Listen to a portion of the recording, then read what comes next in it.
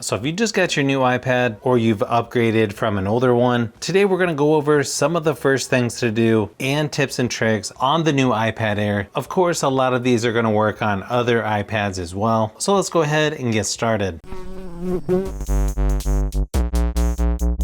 We don't quite have the official calculator on the iPad yet for some reason. Interesting thing though, if you just swipe down to go into search and type in a math equation, it gives you the answer right there. Obviously, it's not going to be as nice as the new calculator app, which comes out later this fall. But in the meantime, this is definitely one way you can sort of use a calculator.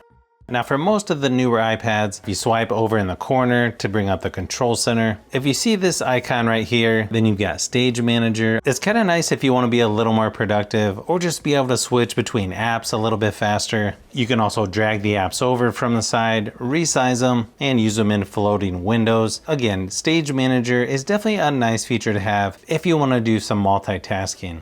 You can also turn that off, and then when you go into an app, tap the three little dots. You can choose split view, and then you can drag the bar there in the middle to resize it or to close it to go back to full screen.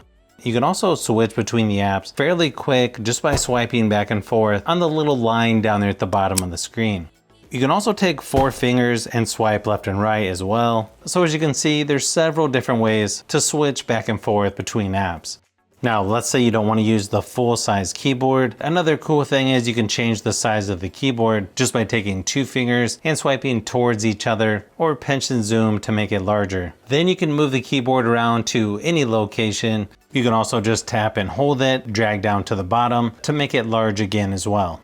Now, if you feel like your home screen has too much stuff going on, you can always just tap on the icons and drag them into the dock to make folders, to group items. That way your home screen isn't quite as cluttered. Let's say you didn't want to move that last icon. You can actually just shake the iPad to undo that, and it moves the icon back. You'll definitely want to go into settings under display and brightness. You can choose between light and dark theme, or if you choose automatic, it'll change it at sunset or sunrise. You can also make the text larger or smaller. Another thing you may want to change is where it says auto lock. You've got the option of 2 minutes up to 15 minutes, or you can choose never as well. Also down here at the bottom, you can choose display zoom. You have the option of default, or you can tap on more space. So on the home screen, you've got more space around the icons. Sort of personal preference there. I kind of like it zoomed in a little more. I'm not sure if most people notice this, but if you just swipe over from the lock screen, it'll take you right to the camera app, kind of a shortcut to get to the camera app without unlocking it. You can also access your widgets over here on the left, right from the lock screen. You can access the control center as well. If you tap and hold on the lock screen, you can see there's different options here to customize. You got a lot of different widgets you can add over on the left-hand side. You can also choose which font you want to use for the time, and even how bold the font is. And of course, a lot of different color options. If you want to use a color from your wallpaper, you can just use the eyedropper to get the exact color you want. Another thing I like to do is go into settings, battery, go down to where it says auto brightness. I like to turn that off and just control the brightness myself. That one's probably personal preference. Instead of it always going brighter or dimmer, I just like to have more control over how bright the screen is.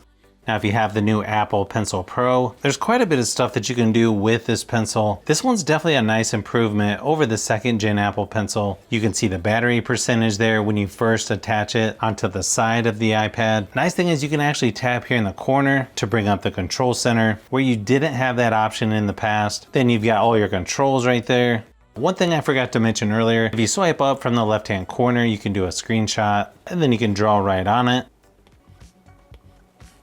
You can also squeeze the pencil to bring up your tools. If you double tap, you can switch between the eraser and the pen.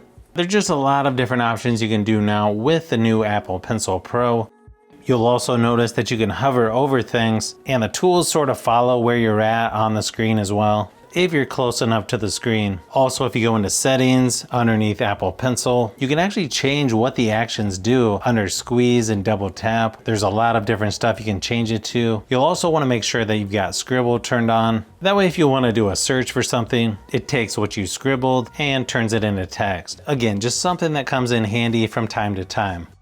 Also, if you have Bluetooth accessories like a keyboard, mouse, or controller, you can connect all of that right here in the Bluetooth settings. Obviously, it depends on what you have to connect. For an Xbox controller, you just push on the little button here on the top until it starts flashing. Once you see it on the list, you just tap on it, say pair. Once you see the light go solid, then you know it's connected. Nice thing about pretty much all iPads that have a USB-C port, you can plug in an HDMI adapter to connect this to an external monitor, TV, or projector, which is pretty nice. Then you can do everything on a much larger screen.